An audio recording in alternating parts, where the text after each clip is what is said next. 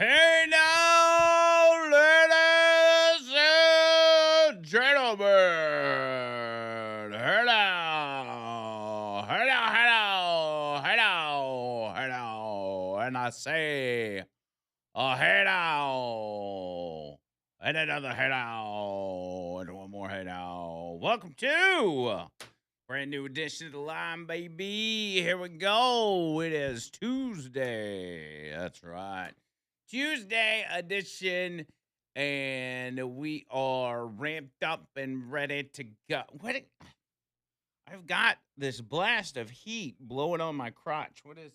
There's a Valerie might have left her space heater in there. there's a heater under here. Turn that thing off, bro. Yeah, I think it's Valerie's. Well, it's pointed at Richard's nether regions. I don't know. I don't know that we need that on. Let me back that up a little bit. Let's let's get that out of there. I don't need that. I got my jacket on. I'm actually prepared. I wore my light jacket because I was like, I could probably just rock a light one and not get too hot. And then if I do get too hot, I got a short sleeve shirt under this because I'm prepared. I think I actually forgot I had this jacket. I really like it. It's it's got kind of a, I don't know, like a Run DMC kind of 80s rap look to it, I feel like. Or maybe I'm just making that up. But I like it. Hope everybody's well today. Lots and lots of stuff. Today marks 16 years since I became a dad for the first time. Well, and the only time. And the only time so far that I've heard, yeah. It's my only one if we don't count stepkids. But yes, P. Diddy turns 16 years old today, and that is crazy. That is absolutely insane. Can't believe it. But he has turned out to be a good kid. He's a good kid. And I hope he has the best birthday. I know he's probably not listening because he better be doing his schoolwork, but 16 is kind of a big milestone. Indeed it is. Mm-hmm. I remember it. It's a big milestone. By the way, y'all do this, and I'll send him a picture. Y'all blow up the text lines with "Happy Birthday, Peyton," real quick. Just send as many of those in as you can. 205-545-9950. Happy birthday, Peyton. Y'all send me a million of them. And that'll make his day when I send him a picture of it. Yeah, what's weird, so, at 16, most of us, when we turned 16, we were chomping at the bit to go get our driver's license so we could get out of the house and peruse around and drive. They ain't like that anymore. As a matter of fact, he just slow walked. I mean, he wasn't that concerned with getting his permit, so he didn't get his permit until just a few months ago, and now he's got, because there's some kind of lead time. He's got to wait until I think March before he can get his driver's license, and he ain't that concerned about it, which is weird. That's weird. But I think I know why it is, why these kids are like that. Because back in our day, if we wanted to hang out with friends, we had to physically go be with the friends. We had to go to their house. We had to go meet them somewhere. They had to come to our house, whatever. Nowadays, these kids have grown up just being able to FaceTime their friends or play with them on a game from the comfort of their bedroom or whatever. So driving's more of a necessity, which is probably not a that's probably not a bad thing, but it seems like more of a necessity than it is just a pastime, if you will. For us, we just wanted to drive to drive. We just wanted to be on the roads. We wanted to be driving around, listening to music. but because everything's so accessible these days, like a lot of us didn't have Walkmans or, what was the CD player that was the portable CD player? It was the Was that yeah. Walkman It as was well? it was called a Walkman too, but it was the CD Walkman. It didn't work out as well because anytime you did any slight bump, It skipped. it skipped. Yeah. And it seems like if you didn't hold it kind of flat, you couldn't like stick it in your pocket. Otherwise, Not really, no. it would skip. But yeah. So anyway, they have everything at the tip of their fingers. So they view driving as, why do I want to get? I mean, half of them won't even go drive to just get their food from a fast food restaurant that's 5 minutes down the street. They'll I can have freaking some delivery service bring it to them. they'll DoorDash it, and I cannot grasp the concept of DoorDashing if you have the ability to go pick it up. Oh, good God. That was the first thing I wanted to do. As soon as I got my driver's license and I was handed a set of keys, I'm like, where can I go, Mom, Dad? Where can I go? Where can I go? What can I do? Yeah, you were like, can I go pick up some groceries? Can I go get this, that? Now they're just like, I don't want to go anywhere. I just want to stay at home. It's weird. I was Weird. thrilled the day I turned 16. I'm like, I need to go get my license. Gotta go. Let's go. Look at all these happy birthday, Peyton. Y'all keep sending them in. Send a happy birthday, Peyton, 16 years old today. Send them in.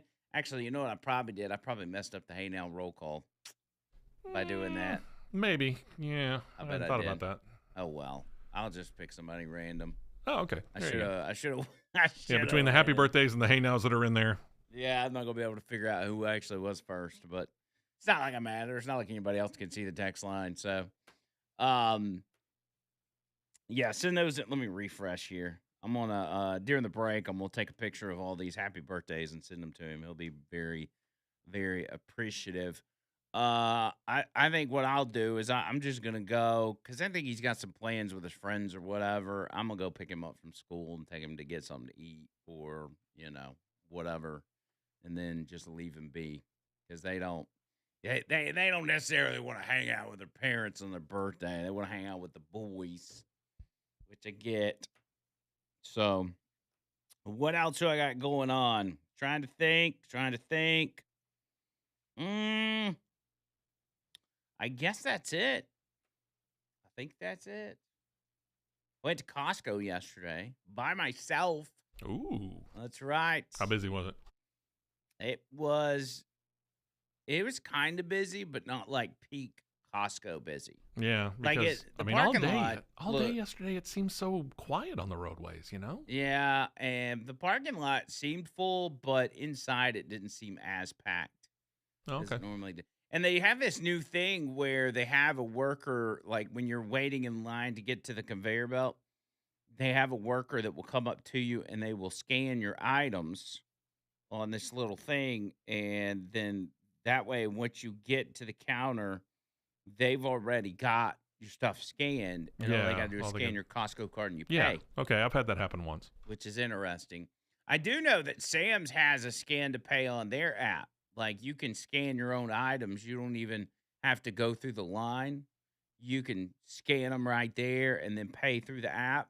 Oh, And okay. it'll provide you a receipt and you just walk out. But I think Sam's sucks, personally. Don't hold back. Tell us what you really feel. I've got a Sam's membership, but I went one time and I'm like, I don't like this. It's basically Walmart. I feel like it's less than Walmart. I didn't like it. Okay. It's got just the same stuff that Walmart's got. What do I want to Just in bigger packages. Yeah. What do I want to do that for? Costco is far superior. But what comes with the territory there is the fact that everybody else realizes it too. And so there's a million people there. That and the fact that there's only one in town. And there's one in town. We need to. Oh, they're going to be opening one in Irondale, I think. I think that's the plan, yeah. And then Hopefully there's- that will alleviate some of the Maybe. traffic for that. And then I know that Huntsville's got another one of those warehouses. I want to say it's called BJ's Warehouse Club. Hmm. And I think they've got some plans sometime soon to move into the Birmingham area, but I don't know when. Are they any good? BJ's? I've never been inside of one, so I can't really tell you. Hmm. Interesting. Okay, well, let's do this. Let's go with the Hey Now roll call, which I totally botched today, and I'm so sorry. Uh, I'm seeing. All right, so I've got a number. I've got one that was at 10 o'clock, but the problem is the person that really got 10 o'clock did what they were told to do, which was Wish happy birthday. wish a happy birthday to Peyton. And the one that's sitting here now at 10 o'clock did not follow directions and did not wish Peyton a happy birthday. Because the way it happens is when you send when you do the Hey Now roll call, it's got you all in order by time. But when you send another text, it sends you back to the top of the list, or in so many words, to the back of the line. And so your Hey Now got knocked out. So what I'm going to do is I'm going to give it to I don't know who to give it to. Let's give it to Tracy. Hey now. I'm just giving it to Tracy on a whim. And that is 100% my fault. I botched it. I'm sorry. I'll fix it tomorrow. But Tracy is going to be our winner today because Tracy's super nice and she always tries to get in and never does. So this is her one chance. So Tracy, pick us a song and we'll get you set up. 205-545-9950. We got a lot to break down, ladies and gentlemen. We'll do that when we get back.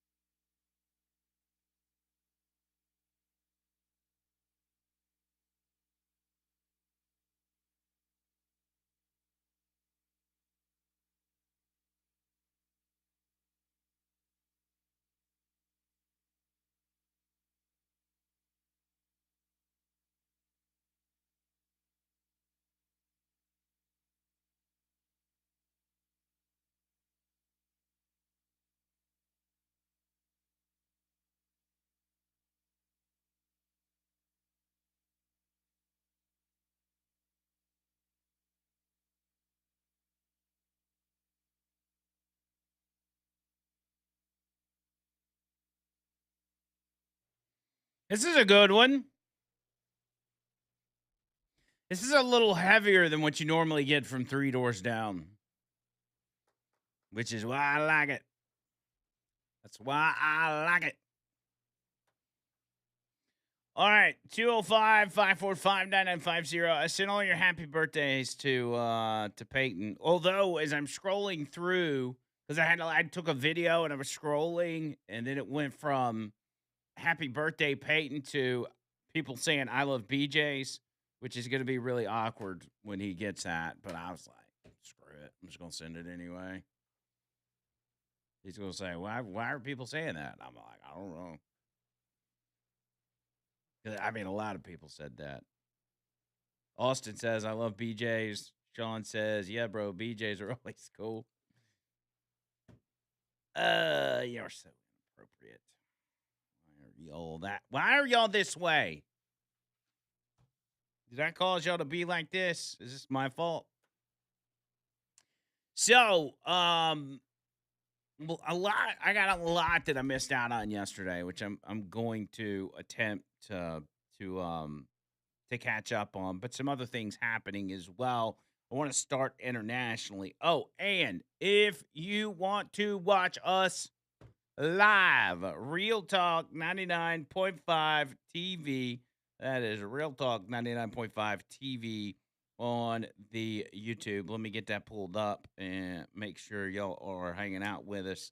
Give me a hey now in that chat as well, so I know you're present and attentive. So there's a report out that Iran's supreme leader is now living in an underground bunker because he fears that Trump might come for him, which is it's probably a good idea to go ahead and assume that based on what's happening in that region. But what a turn of events from just a week or so ago. There was massive unrest in the streets of Iran. Protesters clashing with, police, clashing with military. There's statistics or there's reports that, tens of thousands of protesters were killed and arrested. And finally, the regime kind of squashed it for the most part. But yet, the supreme leader is now hiding in an underground bunker. According to the report, Iranian supreme leader Khamenei is now living in an underground shelter in Tehran, according to the website Iran International. Khamenei moved after Iranian officials assessed an increased risk of a potential U.S. attack, citing sources it did not name. U.S. forces moving in amid new details that are emerging about the Iranian government's crackdown on protesters earlier this month. Iran International said the government used chemical weapons on protesters that caused breathing difficulties. One protester said what was fired at us was not tear gas, that people were collapsing. And that is a violation of international law. Take that for what it's worth. But using chemical weapons on your own people has caused problems in the past, as most of you know. Iranian officials have unofficially said up to 30,000 people may have been killed in the crackdown, according to Time magazine. Now, anyway, the question is, what is exactly happening that makes the Iranian leader feel like U.S. forces may be coming after him? That is because the U.S. has a massive military presence around Iran, and a lot of people are asking, is an invasion coming? I don't see that happening, but it's fun to entertain the idea. It says Trump's words and actions on January 3rd gives hope to this idea. Only hours before the capture and arrest of Nicolas Maduro, Trump shared a message to the Islamic regime ruling over the people of Iran. He said, if Iran shoots and violently kills protesters, which is their custom, the United States of America will come to their rescue. We are locked and loaded and ready to go. Thank you for your attention to this matter. He also echoed the message on the State Department's Persian language account, which said the same. Oh, it was the same tweet. 2 days after that, though, this is what's good. On January 4th, Trump shared another message at the State Department in Persian. This is on the this was the from the official Department of State handle. I'm not sure. It shows a picture of Trump and Rubio, and I guess this is Mike Walls, and it's written in Arabic or Persian, and it simply says, President Trump is a man of action. If you didn't know, now you know. And of course, the radical, murderous Islamists running Iran didn't listen. They began killing those protesters. Estimations in the tens of thousands. At the same time, the U.S. military has been building up men and weapons around Iran. Just a couple weeks ago, or I guess a few days ago, Trump confirmed that a massive fleet was heading towards Iran. Reports of U.S. buildup of military personnel and equipment around Iran have been coming for a couple weeks. The buildup is a big deal. Word is that Trump will strike soon. 25,000 troops have reportedly been deployed across the Middle East. There are roughly 50,000 troops, according to other reports in the Middle East. J.D. Vance says the U.S. wants to be ready for anything, and we are. So, when you take all that into account, you got to ask yourself, is something going to happen? I don't think with the current circumstances that a move will be made. I think what we're seeing here is geopolitical posturing. And it is a threat to say, you better chill out, or we're going to come in swiftly, just like we did with your nuclear facilities. We didn't have to put boots on the ground. We didn't have to lose members of the military. We didn't have to deal with people getting injured. We just got in there, got out, caused maximum damage, and the message is, we'll do it again.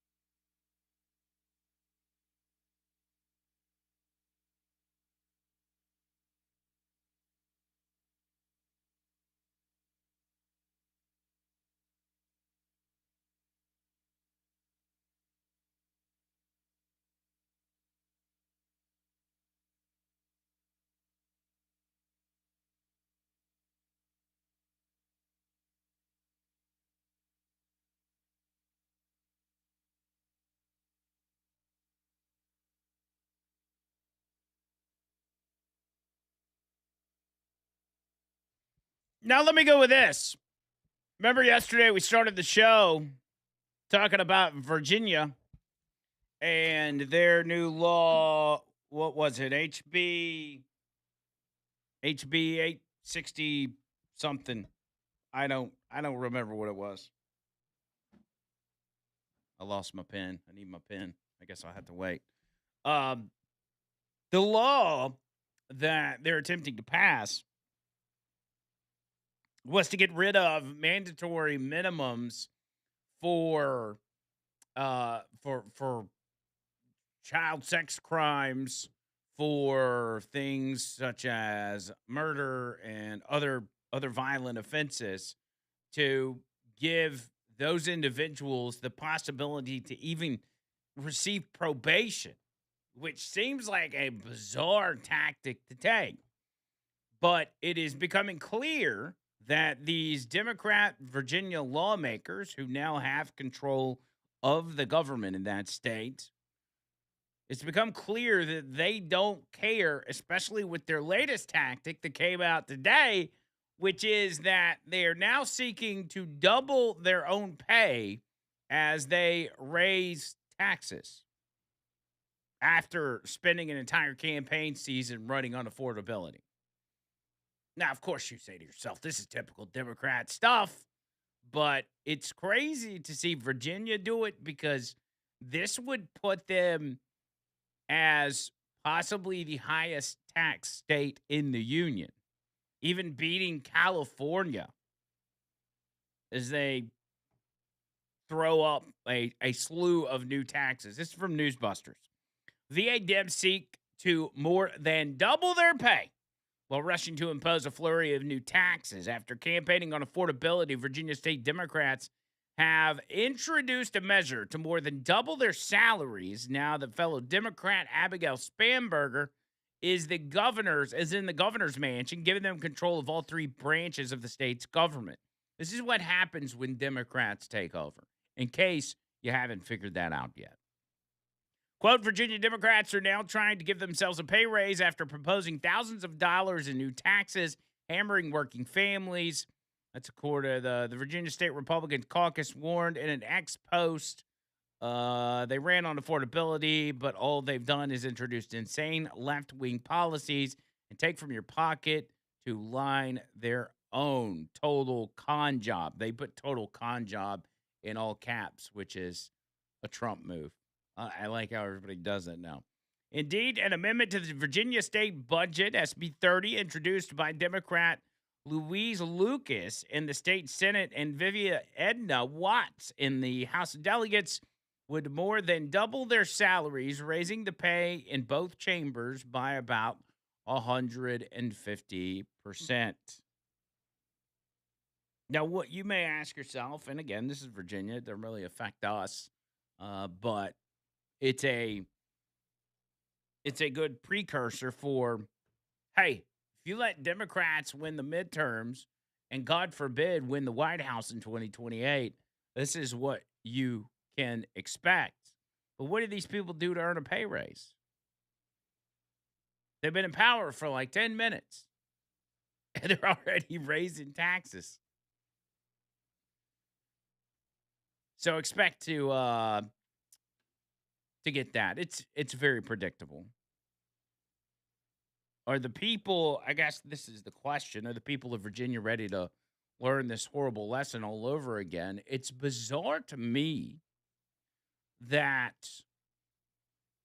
people that vote blue, no matter who, never come to this realization that, hey, this is actually not working out for me.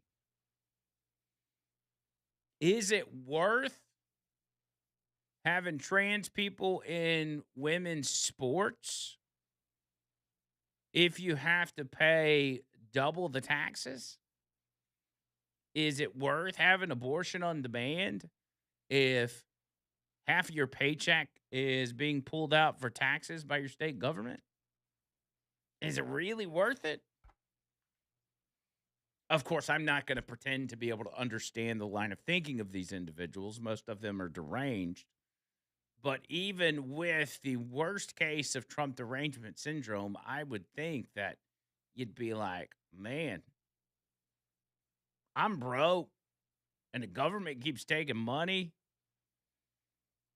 Now, on the other side of that, because of some of the Trump policies, because of things like the big, beautiful bill, on the federal side of things, their taxes will be going down.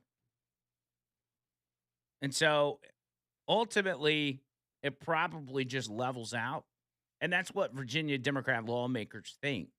Hell, that's the way some Republicans think. That's the way people like Kay Ivey think too. They're like, hey, if the federal government's going to cut taxes, well, then here we can raise taxes. We can slap you with a gas tax or whatever it is, and then it all evens out. They raise your state taxes, so whatever you save on the federal side, you just break even, and nobody will notice. State politicians are the worst in both blue and red states. They're just absolutely awful. Awful, awful, awful. But again, going back to the Democrats, these people, I don't know. I don't know how else it could be that you vote for the policies, you vote for the politicians that constantly work against you outside of the fact that you just don't pay attention. You don't pay attention to what's actually happening on the ground. You just soak up the propaganda. And that's much easier to do than to actually do your research and figure out what's what and what's best for you. You just take somebody else's word on that. Now, there's a lot of people on both sides that do that. But Democrats are notorious for falling hook, line, and sinker for propaganda because they're too worried about other things. They're too worried about their day-to-day life or their social standing or their pronouns or whatever to understand what's really happening behind the scenes and what affects them and what doesn't. What affects them positively and what affects them negatively. I think about the people that watch late night talk shows like Kimmel and Colbert and the propaganda that's been crammed down people's throats from those shows. Like, they just take their word at this stuff. And then they end up voting against their own interest. Although a lot of people are stopping their consumption of late night talk shows. Stephen Colbert is about to crash and burn with the... And when does his show end, Steve? Is it April? April, if I remember right. Stephen Colbert's out in April, and his ratings have crashed to a record low. So as he's on his way out the door, it's just insult to injury. And it's amazing how anybody can watch him at all. His act has become so stale and boring and repetitive. Only a small group of hardcore Trump haters would continue to tune in night after night just to hear the same old tired scolding that Colbert's been engaging in since 2016. He could have done a course correction years ago that might have even saved his show, but he was incapable of letting go of his Trump derangement syndrome. So is there any wonder why the audience walked away? Here's what they say.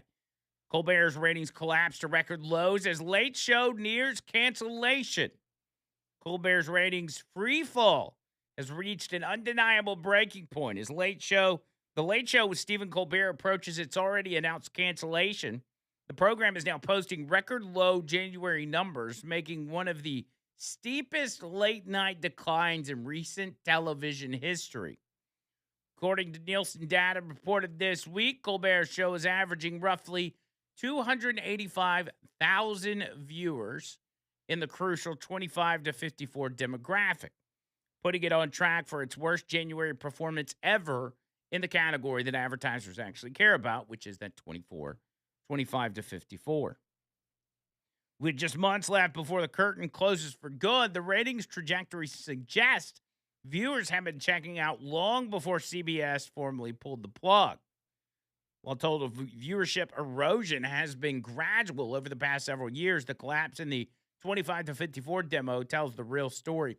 Late night television lives or lives or dies by that number, and Colbert's January performance places him firmly near the bottom of the competitive pack. The show's demo average now sits far below what the franchise once delivered during its peak years, and even trails where the Late Show performed during periods widely considered transitional or unstable. In practical terms, this means fewer ad dollars, weaker affiliate confidence, and little justification for long-term investment. So one of the other reasons for this is that Colbert's guest list reads like the staff roster at the DNC. Every night he has someone on like Elizabeth Warren or Bernie Sanders or Gavin Newsom. It's the same thing over and over. People can get that kind of content on MSNBC or MS Now. Why would anyone want to see it on late night TV? It's boring and tired. And as a matter of fact, the FCC chairman had come out about a week ago and said that they're going to start clamping down on some of these one-sided shows that continue to just push one side, such as Colbert bringing on just only Democrat politicians, or The View doing similar things, saying that you guys are going to have to spread it out. Now, most people would say, well, that sounds like a bad idea, because especially for those of us in the media, we don't want to be forced by the government to put people on our shows that we don't want on our shows. But the problem is that law is already on the books. And we, as radio stations, we have to comply with that. The difference is they have not been complying with it. If we want to bring a particular politician on, say if we wanted to bring on Tommy Tuberville, we'll just go to the top. Want to bring on Tommy Tuberville. And then whoever the Democrat nominee is going to be running against Tommy Tuberville reaches out to us and says, hey, I want to come on your show. We would have to accept that request. We'd have to bring him on the show, and we'd have to give him equal time. However long we had Tuberville on, we'd have to have this dude on the same amount of time if he desires. And if we don't, we would be in trouble. But the reason places like The View or Stephen Colbert or any other late night show has not done it is because they have claimed they are under the umbrella of a news channel, such as the evening news. That doesn't apply to them because they're just reporting the news however they see it. So they don't have to bring on this person or that person or whatever. But as you know, Stephen Colbert is not a news show. The View is not a news broadcast. These are talk shows that spew one side of the argument and only invite people on their side. So if the law is going to be applied to us, I think it absolutely should be applied to them. What's the holdup? And so you may see a change in some of these programs, which would actually, in reality, is going to be detrimental to them because the people that they survive on, the people that watch their shows, are so deranged they cannot handle hearing another point of view. They cannot stomach somebody on the other side of the aisle coming on to the show that they watch and rebuffing the arguments that these people make every day. Especially because it's so easily disproven.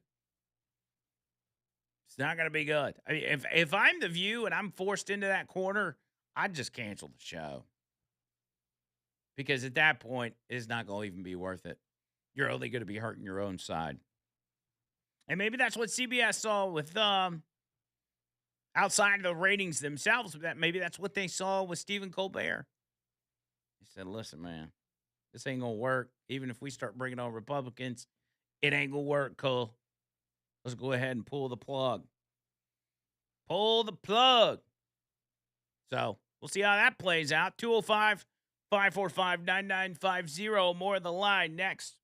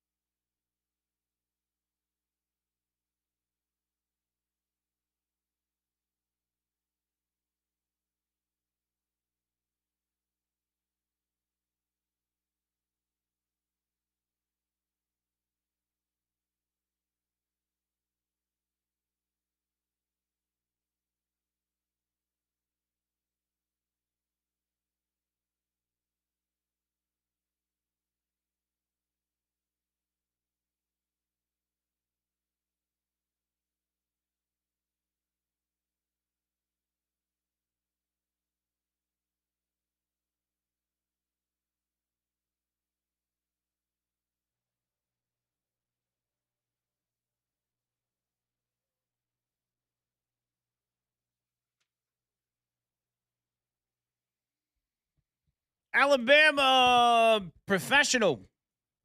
Alabama Professional Services. That is APS. Y'all get with them on your foundation repair.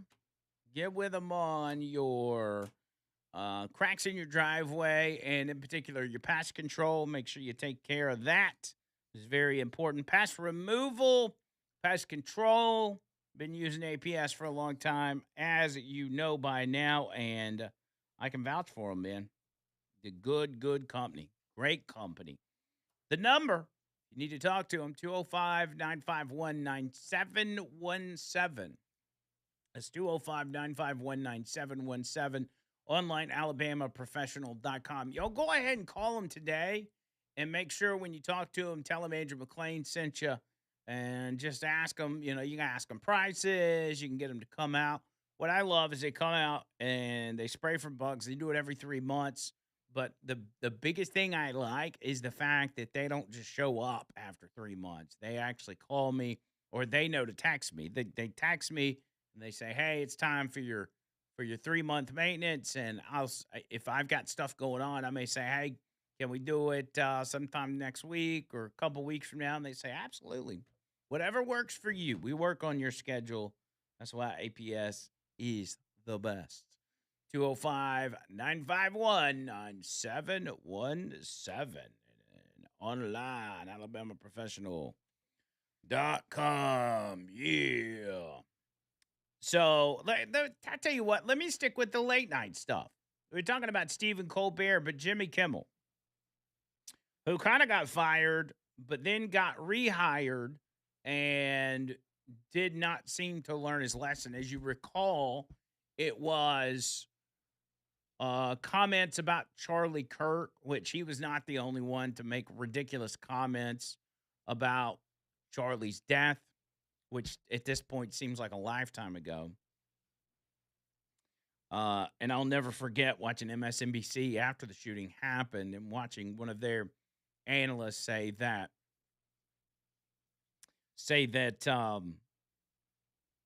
that it was possible that Charlie was struck by celebratory gunfire from the crowd. Because those MAGA people, they just they hang out at Q&As and just shoot bullets into the air. But anyway, Jimmy Kimmel, he gets on his show last night and he gets on the topic, as you can assume, Alex Preddy. And as Jimmy Kimmel always does, he can't seem to contain himself. It starts boo-hooing over the issue. And to the people of Minneapolis, to the Preddy family and the Good family, and these people who were looking out for their neighbors, we want you to know that we are with you and you are not alone.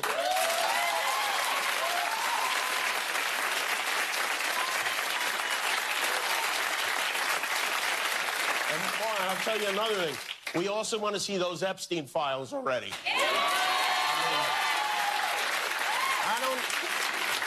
I don't believe Trump has a plan of any kind when he does this stuff, but I think the scoundrels who work for him do. Yeah, I want to see those Epstein files already. Listen, it's okay for a guy to cry, but not that much. Okay? You can't cry that much. Kimmel's crying all the time, dude. Which tells me that my man's got too much soy in his diet. He's got too much estrogen pumping through his veins. Which, by the way, you get that fixed at Alabama Men's Clinic. But I think Jimmy Kimmel's probably a lost cause. He's always crying. How many times have we seen, Steve, Jimmy Kimmel go on TV and boo-hoo over an issue? And a political issue, which is what this is. I've heard a whole lot of the highlights. I can't stand to watch the dang show. It's awful. It is awful. And that poor audience that's forced to clap. I mean, you got to imagine there's people like, come on, dude. I came to see a comedy show and you're crying again. You might need to get that checked out, buddy. But again, these shows will only survive for so long because people just aren't watching them. They're not. The constant virtue signaling, the fact that they've thrown comedy out the window, that's what these shows were always about. They were always about comedy. And there is none anymore. Even when they try to make jokes, the jokes aren't funny. I was watching when we arrested Maduro. On all three major shows, which was Kimmel, Fallon, and Colbert, they made their joke about the Maduro deal, and they all said the exact same thing, which was Donald Trump arrested Maduro to take away attention from the Epstein files. And I'm like, okay. There's a reason, by the way, and somebody needs to let these guys know this. There's a reason Democrats on Capitol Hill are not talking about the Epstein files anymore. And that's because it's now backfiring on them and blowing up in their face. They wanted to walk this Epstein dog for as long as they could, but they understood, most of them understood, that at some point they were going to have to stop. Once the next scandal started, they could back away from it because Democrats, the Epstein files are riddled with Democrats.